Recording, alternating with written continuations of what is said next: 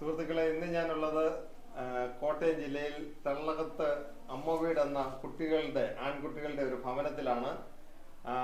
ഈ ഭവനത്തില് ഇതിന്റെ ഡയറക്ടറായ സെബാസ്റ്റ്യൻ മണപ്പാത്തുപറമ്പിൽ അച്ഛനുമായിട്ടൊരു ഇന്റർവ്യൂ ചെയ്യുന്നതിന് വേണ്ടിയിട്ടാണ് വന്നിരിക്കുന്നത്. അപ്പോൾ സെബാസ്റ്റ്യൻ മണപ്പാത്തുപറമ്പിൽ അച്ഛനെ നിങ്ങൾക്ക് ഞാൻ പരിചയപ്പെടുത്താം. അച്ഛാ, ഈശോമിശിഹായ്ക്ക് സ്തുതിയായിരിക്കട്ടെ. ഓക്കെ അച്ഛാ, നമ്മള് ഈ അമ്മ വീടിനെ കുറിച്ചൊക്കെ ഒന്ന് ജനങ്ങളിലേക്ക് ഒരു അവയർനെസ് കൊടുക്കുന്നതിന് വേണ്ടിയിട്ടാണ് നമ്മൾ ഈ വീഡിയോ ചെയ്യുന്നത്. അപ്പോൾ അച്ഛന് പൊതുവായിട്ട് ഈ അമ്മ വീട് ഇതെന്നാണ് സ്ഥാപിതമായ എന്ന ഉള്ള കാര്യങ്ങളെ കുറിച്ചൊക്കെ ഒന്ന് പറയുകയും ഇതിന്റെ പ്രവർത്തനങ്ങളെ കുറിച്ചും പിന്നെ അതിന്റെ ഭാവി പരിപാടികളെ കുറിച്ചും ഒക്കെ നമുക്കൊന്ന് ജനങ്ങളിലേക്ക് എത്തിക്കണം. അപ്പോൾ അതിനെ കുറിച്ചൊക്കെ ഒന്ന് ഇത് എന്താണ് ഇത് സ്ഥാപിതമായത് എന്ന ഉള്ള കാര്യം ഒന്ന് അച്ഛനൊന്ന് ഞങ്ങളുടെ പ്രേക്ഷകർക്ക് വേണ്ടി ഒന്ന് പറയാമോ? അമ്മ വീട് സ്ഥാപിതമായത് 2006-ലാണ്. 2006-ൽ ഒരു ചെറിയ വാടക വീട്ടിൽ ആണ് അമ്മ വീട് തുടങ്ങുന്നത്. അപ്പോൾ 2 കുട്ടികളായിരുന്നു ഉണ്ടായിരുന്നത്. ആ 2 കുട്ടികളെ കൊണ്ട് പിന്നീട് ചാൻഡീസ് കൺസ്ട്രക്ഷൻ എന്ന കോട്ടയത്തുള്ള കൺസ്ട്രക്ഷൻ ഗ്രൂപ്പിൻ്റെ ഒരു വീട്ടിലേക്ക് പിന്നീട് താമസം മാറുകയും അത് പിന്നീട് ചാൻഡീസ് കൺസ്ട്രക്ഷൻ ഗ്രൂപ്പ് തന്നെ ഈ ഇപ്പോൾ നിലവിലുള്ള ഭവനം പണിതു തരികയും അതിനുവേണ്ടി ടോമി പെരിങ്ങാട്ട് എന്ന ഈ ചാരിറ്റിയുടെ ഒരു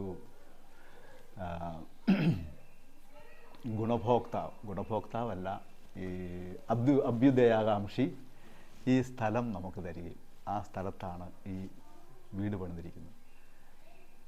ഇപ്പോൾ 19 വർഷമായി ഈ പ്രേക്ഷിത പ്രവർത്തനം ഇവിടെ ആരംഭിച്ചിട്ട്. ഏതാണ്ട് 800ഓളം കുട്ടികളെ നമ്മളുടെ ഈ ഭവനത്തിൽ നമ്മൾ വളർത്തിയിട്ടുണ്ട്. അതിൽ ഏറെ കുട്ടികൾ ജീവിതത്തിൻ്റെ നല്ല ഒരു ഭാവിയിലേക്ക് നല്ല ജോലിക്കാരായി അവരെ പഠിപ്പിച്ച് വളർത്തി പല സ്ഥലങ്ങളിൽ അവർ ജോലി ചെയ്യുന്നുണ്ട്.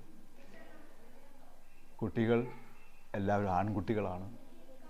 അവർ ഇങ്ങനെ പല സ്കൂളുകളിൽ പല ക്ലാസ്സുകളിൽ പഠിക്കുന്നു. ഇപ്പോൾ ഏതാണ്ട് 30ഓളം കുട്ടികളാണ് നമ്മുടെ ഈ ഭവനത്തിലുള്ളത്. പല ജീവിത ബാക്ക്ഗ്രൗണ്ടുകളിൽ നിന്നാണ് അവർ വരുന്നത്. അതുപോലെ തന്നെ അവരെ നമ്മൾ പരമാവധി വിദ്യാഭ്യാസം കൊടുത്ത് +2 പഠനത്തിന് ശേഷം എന്തെങ്കിലുമൊക്കെ നല്ല പ്രൊഫഷണൽ കോഴ്സുകൾ പഠിപ്പിച്ച് അവരെ അവരുടേതായ സമൂഹത്തിൻ്റെ മുഖ്യധാരയിലേക്ക് വളർത്തി വിടുകയാണ് ചെയ്യുന്നത്. അതാണ് ഈ ഭവനത്തിൻ്റെ ഒന്നാമത്തെ ലക്ഷ്യം. പിന്നെ നല്ല വ്യക്തികളാക്കുക, സംസ്കാരമുള്ള സാമൂഹിക അവബോധമുള്ള പൗരന്മാരാക്കുക, അവരുടെ ബന്ധുക്കൾക്കും കുടുംബങ്ങളുണ്ടെങ്കിൽ അവർക്കും വേണ്ടപ്പെട്ടവരാക്കുക എന്നിങ്ങനെയുള്ള നന്മ നിറഞ്ഞ ലക്ഷ്യങ്ങളാണ് ഈ പ്രേക്ഷിത പ്രവർത്തനങ്ങൾക്ക് പിന്നിലുള്ളത്. അച്ഛാ, നമ്മുടെ ഈ കുട്ടികള് ഞാൻ കുറെ കുട്ടികള് നമ്മള് കണ്ടു, അവരെയൊക്കെ ഒന്ന് കാണിക്കാമല്ലോ അല്ലേ? മക്കളെ കയറുക. അപ്പൊ ഇതൊക്കെയാണ് നമ്മുടെ കുട്ടികള്. ഇവരെയാണ് അച്ഛന്റെ ഈ ഭവനത്തില് ഇപ്പോൾ നിലവിലുള്ളത്. അപ്പൊ എത്ര പേരുണ്ട്? ഉദ്ദേശം എത്ര? ഇപ്പോൾ നിലവിൽ 30 പേര്. 30 പേര്. അപ്പൊ നമ്മള് കഴിഞ്ഞ ദിവസം നല്ലൊരു വീഡിയോ കണ്ടിരുന്നു. അഭിഷേകിന്റെ ഒരു നല്ല ഒരു സ്പീച്ച് നമ്മള് കണ്ടിരുന്നു. ഒരു മോട്ടിവേഷണൽ സ്പീച്ച്. അപ്പൊ ആ അഭിഷേക് ഇപ്പൊ ഉണ്ടോ? ഇവിടെയുണ്ടോ? അവിടെയുണ്ട്. അഭിഷേകിനെ ഒന്ന് കാണിക്കാമോ? അഭിഷേക് ഹലോ അഭിഷേക്, വാ മോനെ. അഭിഷേക്, നമ്മള് മോന്റെ ഒരു മോട്ടിവേഷണൽ സ്പീച്ച് ഒക്കെ കണ്ടിരുന്നു. ആലപ്പുഴ ഒരു പോളിടെക്നിക്കോ ഒരു എഞ്ചിനീയറിംഗ് കോളേജില് കൊടുക്കുന്ന ഒരു സ്പീച്ച് കണ്ടിരുന്നു. ഞങ്ങൾക്കത് വളരെയധികം ഇഷ്ടപ്പെട്ടു. അപ്പൊ മോന് 2 വാക്ക് നമ്മളുടെ പ്രേക്ഷകർക്ക് വേണ്ടിയിട്ടൊന്ന് പറയാമോ? ഇവിടെ എങ്ങനെ കഴിയുന്നു? സന്തോഷത്തോടുകൂടെ കഴിയുന്നില്ലേ? നമ്മുടെ മറ്റുള്ളവർക്ക് ബോഡിക്ക് ഒരു പ്രശ്നവും ഇല്ലാത്തവര് പല കംപ്ലൈന്റുകൾ പറയുന്നു. അപ്പൊ മോന്റെ ആ ഒരു അനുഭവം ഈ ഇങ്ങനെ മോന്റെ മോന്റെ ഒരു സന്തോഷം ഈ പ്രേക്ഷകർക്ക് ഒന്ന് പങ്കിടാമോ? പറഞ്ഞു. ഞാൻ വളരെ സന്തോഷത്തോടെയാണ് ഇവിടെ കാണുന്നത്. കൂട്ടുകാരെല്ലാം സഹായിക്കുകയെല്ലാം ചെയ്യുന്നു. അച്ഛനും വളരെ സപ്പോർട്ടാണ്. ഒന്നിനും ഒരു കുറവൊന്നും ഇതുവരെ തോന്നിയിട്ടില്ല. മോൻ ഇപ്പൊ എന്തെടുക്കുന്നു? ഇപ്പൊ പഠിക്കുകയാണോ അതോ ജോലി ചെയ്യാണോ? ഡിഗ്രിക്ക് പഠിക്കുക. എവിടെ, ഏത് കോളേജിലാണ്? കെ കോളേജ്, മാതാനം കെ കോളേജിൽ പഠിക്കുന്നു. Okay okay. അവിടെ നല്ല സൗഹൃദമുണ്ട്. ഉണ്ട്. എന്തിനാ പഠിക്കുന്നത്? B A literature, English literature. Okay okay, very good very good. അപ്പോ കാണാൻ സാധിച്ചതിൽ നന്ദി. അപ്പം ഇനിയും കാണാം കേട്ടോ.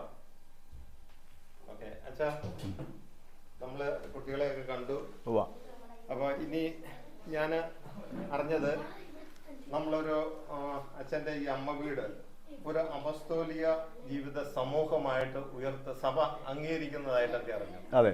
അപ്പൊ അതിനെ കുറിച്ച് ഒക്കെ നമ്മുടെ പ്രേക്ഷകർക്കൊന്ന് കൂടുതലായിട്ടൊന്ന് പറയാമോ? ഈ 19 വർഷം പ്രേക്ഷകർക്ക് അത്ര അതിനെ കുറിച്ച് നോളജ് കാണുന്നില്ല. അപ്പൊ അച്ഛൻ തന്നെ അതിനെ കുറിച്ചൊക്കെ ഒന്ന് പറയുകയാണെങ്കിൽ പ്രേക്ഷകർക്ക് അത് മനസ്സിലാക്കിയെടുക്കാനായിട്ട് സാധിക്കും. അതെന്നാണ് നടക്കുന്നത്, എന്താണ് ഈ അപസ്തോലിക ജീവിത സമൂഹം എന്നൊക്കെ പറയുന്നതിനെ കുറിച്ചൊക്കെ ഡീറ്റെയിൽ ആയിട്ടൊന്ന് പറയാൻ പറ്റുമോ? കത്തോലിക്ക സഭയിൽ അപ്പസ്തോലിക ജീവിത സമൂഹ ക്രമം എന്ന് പറയുന്നത് ഒരു കാനോനികമായിട്ടുള്ള സ്റ്റാറ്റസാണ്.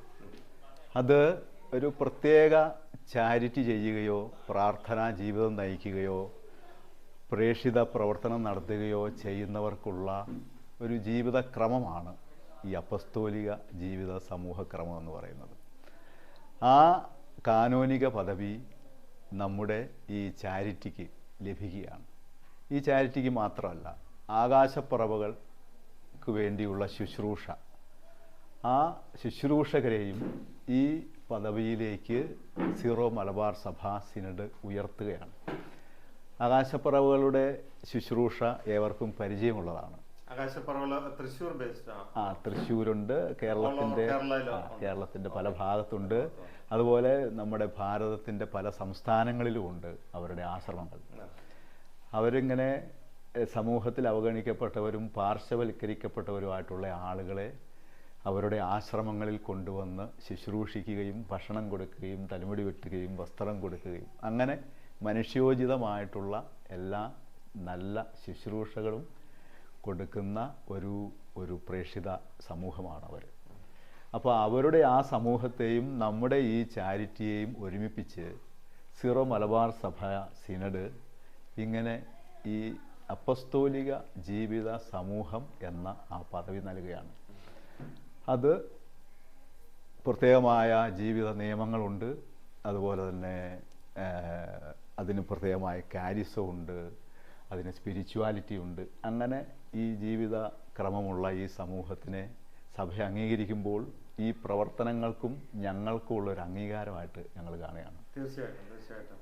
ഇത് തലശ്ശേരി അതിരൂപതയുടെ കീഴിലാണ് ഇനി മുതൽ പ്രവർത്തിക്കുന്നത്. അതുപോലെ തന്നെ തലശ്ശേരി അതിരൂപത അധ്യക്ഷനായ മാർ ജോസഫ് പാമ്പ്ളാനി പിതാവാണ് ഇതിൻ്റെ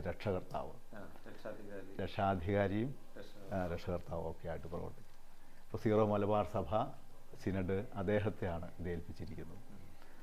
അദ്ദേഹം എന്നോട് ആവശ്യപ്പെട്ടതിനനുസരിച്ചാണ് ഈ സഭാ സമൂഹത്തെ, ഈ ആകാശപ്പറവുകളുടെയും നമ്മുടെയും സമൂഹത്തെ ഒരുമിപ്പിക്കാനും അതുപോലെ ജീവിത നിയമങ്ങൾ എഴുതാനും ഒക്കെ കാരണമായത്.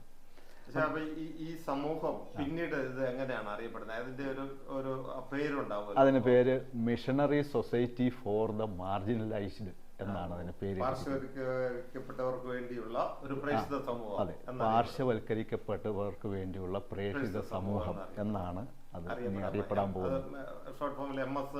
MSM എന്ന ഷോർട്ട്.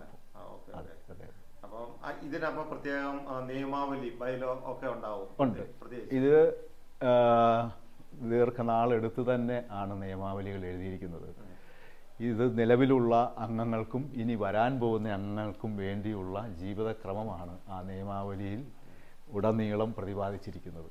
അവർ ഈ ലോകത്തിൽ ഈ പാവങ്ങളുടെ ഇടയിൽ എങ്ങനെ പ്രവർത്തിക്കണം, അവരുടെ ജീവിതം എങ്ങനെയായിരിക്കണം, അതുപോലെ തന്നെ അവർ ഏതൊക്കെ മേഖലയിലാണ് തങ്ങളുടെ പ്രേക്ഷിത പ്രവർത്തികൾ വ്യാപിപ്പിക്കേണ്ടത്, എന്നിങ്ങനെ നിരവധിയായ ജീവിത മുഖങ്ങളിലേക്ക് വ്യാപിക്കുന്ന ഒരു നിയമാവലിയാണ് എഴുതിയിരിക്കുന്നത്. ആ നിയമാവലിയെയാണ് സഭ അംഗീകരിക്കുന്നത്. സീറോ മലബാർ സിനഡ് തന്നെ അംഗീകരിക്കണം. അതെ, സീറോ മലബാർ സഭാ സിനഡ് ഈ നിയമാവലിയെ പഠിച്ച്, സിനഡിൻ്റെ ഒരു കമ്മീഷൻ നിയമാവലിയെ പഠിച്ച് വേണ്ട തിരുത്തലുകൾ വരുത്തി ഈ നിയമാവലിയെ പ്രഖ്യാപിക്കുകയാണ്. അങ്ങനെ അതെ, അങ്ങനെ പ്രഖ്യാപിക്കുകയാണ്. ഇത് അംഗീകരിച്ചു. ഇനി മുതൽ ഇവർ ഒരു പുതിയ ജീവിത സമൂഹമാക്കുകയാണ്. സഭയുടെ കീഴിൽ പാമ്പ്രാനി പിതാവിൻ്റെ നേതൃത്വത്തിൽ ഈ സമൂഹ ജീവിതം ഇവർ ആരംഭിക്കുകയാണ്. ഇവരുടെ പ്രേക്ഷിത പ്രവർത്തനങ്ങളൊക്കെ ഇനി ഈ സഭയുടെ കീഴിൽ എല്ലാ ഇടത്തും തുടങ്ങാം. ഈ പ്രഖ്യാപന ദിവസവും അതിന്റെ സ്ഥലവും ഒക്കെ ഇത് തലശ്ശേരി അതിരൂപതയുടെ കീഴിലായതുകൊണ്ട് തലശ്ശേരി അതിരൂപതയിൽ വെച്ചാണ് ഇത് പ്രഖ്യാപിക്കുന്നത്. തലശ്ശേരി അതിരൂപതയിലെ ചെമ്പേരി ലൂർദ് മാതാ ചർച്ച് എന്ന് പറയുന്നൊരു പള്ളിയുണ്ട്. ആ പള്ളിയെ ഈയിടയ്ക്ക് ബസലിക്ക പദവിയിലേക്ക് ഉയർത്തി. ആ ബസലിക്ക പള്ളിയിൽ വെച്ചാണ് ഈ പ്രഖ്യാപനം നടത്തുന്നത്. ആർച്ച് ബിഷപ്പാണ്, പാമ്പ്രാനി പിതാവാണ് പ്രഖ്യാപിക്കുന്നത്. ഈ മാസം ജൂലൈ മാസം 30-ാം തീയതി ഉച്ച കഴിഞ്ഞ് 2 മണിക്കാണ് അതിൻ്റെ കർമ്മങ്ങൾ ആരംഭിക്കുന്നത്. പ്രഖ്യാപനം തീർച്ചയായിട്ടും എല്ലാവരും ഈ സന്തോഷ മുഹൂർത്തത്തിൽ പങ്കെടുക്കാൻ വരണം. മലബാറിലാണ്, തീർച്ചയായിട്ടും വരണം. മഴക്കാലമാണ്, അധികം പണികളൊന്നും ആർക്കും ചെയ്യാൻ പറ്റുന്നൊരു സമയമല്ല. അതുകൊണ്ട് ഈ പരിപാടിക്ക് പങ്കെടുക്കാൻ എല്ലാവർക്കും സൗകര്യമുണ്ട്. ഈ പുതിയ ക്രമങ്ങൾ എല്ലാവർക്കും മനസ്സിലാകാൻ പറ്റുന്ന രീതിയിൽ അന്ന് കാണാൻ പറ്റും. ഇതെന്താണെന്ന് മനസ്സിലാക്കാൻ പറ്റും. ഇതിൻ്റെ ഗുണഭോക്താക്കൾ ആരൊക്കെയാണെന്ന് മനസ്സിലാക്കാൻ പറ്റും. ഏത് തലത്തിലേക്ക് ഇതിൻ്റെ ശുശ്രൂഷകളൊക്കെ വ്യാപിക്കുന്നു എന്ന് അറിയാൻ പറ്റും. അങ്ങനെ പല അറിവുകൾ ഈ അന്നത്തെ ദിവസം എല്ലാവർക്കും നൽകുന്നതാണ്, കിട്ടുന്നതാണ്. ഒരു സംശയം ചോദിച്ചോട്ടെ, ഇതിനകത്ത് അപ്പം പ്രീസ്റ്റ് അച്ഛന്മാരെ കാണുള്ളൂ, അതെയോ വേറെ എന്തെങ്കിലും ബ്രദേഴ്സ് അങ്ങനെ ലേമൻ അങ്ങനെയുള്ളവരൊക്കെ? ഈ പുതിയ സഭയിൽ അച്ഛന്മാരുണ്ട്, ബ്രദേഴ്സ് ഉണ്ട്, സിസ്റ്റേഴ്സ് ഉണ്ട്, അൽമായ സഹോദരങ്ങളുണ്ട്. ഈ ശുശ്രൂഷ ചെയ്യുന്ന ഏതാണ്ട് 15ഓളം അൽമായ സഹോദരങ്ങൾക്ക് ഈ സഭയുടെ അംഗത്വം കൊടുക്കുകയും അവരെ അസോസിയേറ്റ് മിഷണറീസ് എന്ന ആ പദവി നൽകി ആദരിക്കുകയും ചെയ്യുന്നുണ്ട്. അവർക്ക് പ്രത്യേകമായ ഔദ്യോഗിക വസ്ത്രങ്ങളും നൽകുന്നുണ്ട്. പക്ഷെ ആദ്യമായിട്ടായിരിക്കുമല്ലോ ഈ അൽമായര് ഈ സഭയിലേക്ക് വരുന്നത്. അതായത് CMAയിലൊക്കെ ഞാൻ കണ്ടിരിക്കുന്ന അച്ഛന്മാരുണ്ടാവും, സിസ്റ്റേഴ്സ് ഉണ്ടാവും, ബ്രദേഴ്സ് ഉണ്ടാവും. പക്ഷെ അൽമായര് അവിടെ ഇല്ല. പക്ഷെ ഈ അച്ഛന്റെ ഈ പുതിയ ഈ MSM എന്ന് പറയുന്ന ഈ സൊസൈറ്റിയില് അൽമായര് പുതിയതായിട്ട് പുതിയതായിട്ട് അവരെ ചേർക്കുന്നതാണോ? അതെയോ? അതായത് അൽമായര് അവർക്ക് ഈ സാമൂഹിക സേവനം, മനുഷ്യ ശുശ്രൂഷ ഒക്കെ ചെയ്യാൻ താല്പര്യമുള്ളവർ ഒരുപാട് പേരുണ്ട്. അവർ ഇത്രയും നാളും ഈ ഞങ്ങളുടെ കൂട്ടത്തിൽ ഇങ്ങനെ ചെയ്തുകൊണ്ടിരുന്നതുമാണ്. അതുകൊണ്ട് അവരുടെ ആ താല്പര്യവും ആഭിമുഖ്യവും മനസ്സിലാക്കിക്കൊണ്ട് തന്നെയാണ് ഞങ്ങളുടെ ഈ ജീവിത നിയമാവലിയിൽ അവരെ കൂടി ഉൾപ്പെടുത്താൻ തീരുമാനിച്ചത്. അങ്ങനെ ഉൾപ്പെടുത്തി അവർക്ക് പ്രത്യേകമായിട്ടുള്ള അസോസിയേറ്റ് മിഷണറീസ് എന്ന് പറഞ്ഞാൽ സഹപ്രേഷിതർ, ഞങ്ങളോടൊപ്പം തന്നെ നിൽക്കുന്ന സഹപ്രേഷിതർ എന്ന ഒരു ടൈറ്റിലും അവർക്ക് നൽകി. എന്ന് പറഞ്ഞാൽ അവർ അത്രമാത്രം പ്രധാനപ്പെട്ടവരാണ് എന്ന് ഞങ്ങൾക്കറിയാം. അതുകൊണ്ടാണ് അവരെ അങ്ങനെ ഒരു വിഭാഗത്തിലേക്ക്, ഒരു വിഭാഗം തന്നെ ഈ സഭാ സമൂഹത്തിൻ്റെ ഭാഗമാക്കി മാറ്റിയത്. അവർ മാത്രമല്ല, അവർ ദീർഘകാലമായിട്ട് 10-30 വർഷമായിട്ട് ഞങ്ങളുടെ കൂട്ടത്തിൽ ഈ പ്രേഷിത ശുശ്രൂഷ ചെയ്യാൻ ഉണ്ടായിരുന്നവരാണ്. ഒത്തിരി പാവപ്പെട്ടവരിലേക്കും അവഗണിക്കപ്പെട്ടവരിലേക്കും ഇറങ്ങിച്ചെന്ന് അവരും ശുശ്രൂഷ ചെയ്തവരാണ് ഞങ്ങളോടൊപ്പം തന്നെ. അതുകൊണ്ട് തന്നെ ഞങ്ങൾ അവരെ ഈ സമൂഹത്തിൻ്റെ ഭാഗങ്ങളാക്കാൻ പ്രതിജ്ഞാബദ്ധരാണ്. മാത്രമല്ല അവർക്ക് ലഭിക്കുന്ന മറ്റൊരു ആനുകൂല്യം എന്ന് പറഞ്ഞാൽ സഹപ്രേഷിതരായിരിക്കുന്നവർ ആർക്കെങ്കിലും ഒരു കാലഘട്ടം വരുമ്പോൾ, പ്രത്യേകിച്ച് പ്രായമാകുമ്പോൾ, ആരും നോക്കാതെയോ ശ്രദ്ധിക്കാതെയോ ഇല്ലാതെ വന്നാൽ ഈ സഭ അവരെ ടേക്ക് കെയർ ചെയ്യും. ഈ സഭയുടെ അംഗങ്ങളായിരിക്കെ അവരെ ഞങ്ങൾ ഈ സഭയിൽ ടേക്ക് കെയർ ചെയ്ത് അവരുടെ ജീവിതം ഭദ്രമാക്കും.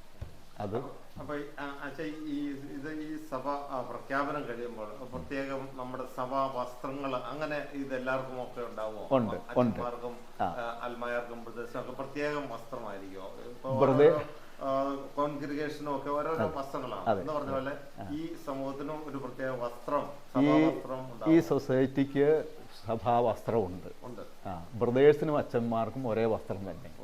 അൽമായർക്ക് മറ്റൊരു വസ്ത്രമാണ്. അങ്ങനെ രണ്ട് തരത്തിലുള്ള ഔദ്യോഗിക വസ്ത്രം ഈ സഭയ്ക്ക് ഉണ്ട്. അതെല്ലാം ഈ സമയത്ത് കൊടുക്കും.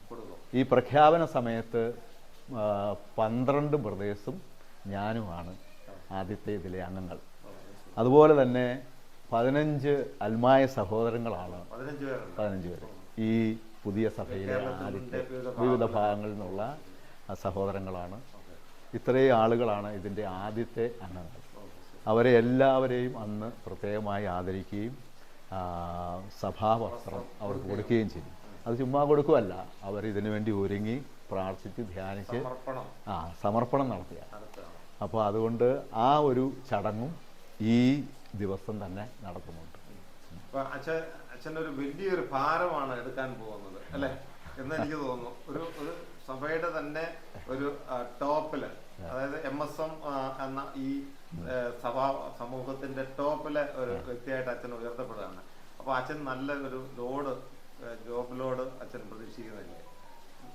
അങ്ങനെ പ്രതീക്ഷിക്കുന്നുണ്ടോയെന്ന് വെച്ചാൽ എനിക്കത് പരിചയമില്ലാത്തതുകൊണ്ട് എനിക്ക് അറിയത്തില്ല അതിന്റെ ഭാരം എന്തുമാത്രം ഉണ്ടാകുന്നു. പിന്നെ മറ്റുള്ളവർ ഭാരപ്പെടുത്തിയാലെന്നാണ് ഞാൻ വിചാരിക്കുന്നത്.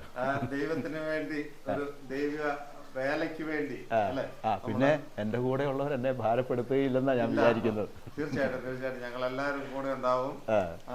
ഈ അമ്മ വീട്ടിൽ എത്ര കുട്ടികൾ ഇവിടെ ഇപ്പോൾ നിലവിൽ 30 കുട്ടികളുണ്ട്. നമ്മൾ നാളിതുവരെ ഏതാണ്ട് 800ഓളം കുട്ടികളെ ഇവിടെ വളർത്തിയിട്ടുണ്ട്. 800ഓളം കുട്ടികൾ. അവരെല്ലാം പല സ്ഥലത്ത് ജോലിയും ഒക്കെ ആയിട്ട് ഇപ്പോൾ അതെ, അവര് എല്ലാവരെയും ജോലിക്കാരാക്കാൻ നമുക്ക് പറ്റിയിട്ടില്ല. കാരണം അവർ നിന്ന് തന്നിട്ടില്ല. പക്ഷേ +2 കഴിഞ്ഞതിന് ശേഷം നമ്മൾ അവർക്ക് ഇഷ്ടമുള്ള ഏതെങ്കിലും നല്ല പ്രൊഫഷണൽ കോഴ്സ് പഠിപ്പിച്ച് അവരെ ഇങ്ങനെ ജോലിക്കാരാക്കിയിട്ടുണ്ട്. സമൂഹത്തിൻ്റെ മുഖ്യധാരയിലേക്ക് അവരെ കൊണ്ടുവന്നിട്ടുണ്ട്. ആ കൂട്ടത്തിൽ എൻജിനീയേഴ്സ് ഉണ്ട്, ഹോട്ടൽ മാനേജ്മെൻറ്റ് പഠിച്ചവരുണ്ട്, പോളിടെക്നിക്ക് പഠിച്ചവരുണ്ട്, അതുപോലെ തന്നെ ITI പഠിച്ചവരുണ്ട്, മെക്കാനിക്കുകളുണ്ട്.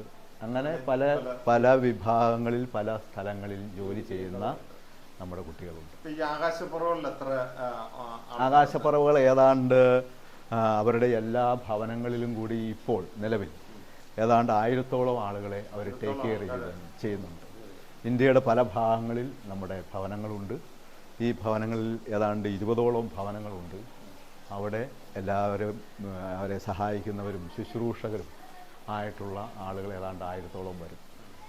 അപ്പോൾ ഒരു 1000 ചില്ലാനം ആൾക്കാരെ ആയിട്ടാണ് ആളുകൾ സേവന പ്രവർത്തനത്തിനാണ് അച്ഛൻ തുടക്കം കുറിക്കാൻ ഈ സമൂഹത്തിന്. ഞങ്ങളെങ്ങനെ പറയാന്ന് വെച്ചാൽ ഈ CMI സഭാ സ്ഥാപകൻ, പിന്നീട് നമ്മുടെ ചാവറ കുര്യാക്കോസ് ഇലിയാസ് അച്ഛനെ പോലെയൊക്കെ ഭാവിയിൽ അച്ഛനും അറിയപ്പെടും എന്നുള്ള കാര്യം ഞങ്ങൾ ഇങ്ങനെ പറയുകയായിരുന്നു. അച്ഛന് ഒരു സഭാ സ്ഥാപകൻ എന്ന് പറയുമ്പോൾ അതിനൊരു പ്രത്യേക ഒരു സ്ഥാനമാണ്.